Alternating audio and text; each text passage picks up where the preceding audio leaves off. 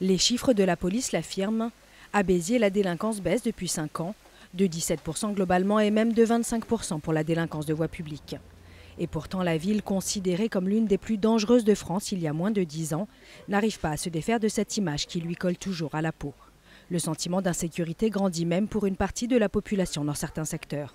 Il y a beaucoup de personnes qui se sont faites agresser, même en plein jour au centre-ville. Les gens, ils ont peur de sortir. Il y a des raquettes, on arrache les sacs aux femmes. Un petit peu de crainte, ça c'est vrai. C'est pour ça qu'on ne traîne pas trop en ville. Il y a des vols partout, il n'y a pas qu'à la Devèze. Moi je trouve la Devèze est mieux que chez au petit village. Je ne trouve pas qu'il y a plus d'insécurité qu'ailleurs. La délinquance recule notamment grâce à la création de zones de sécurité prioritaires et aux travaux de rénovation urbaine dans certains quartiers. Mais le bilan sécuritaire du maire Raymond Couder reste en demi-teinte.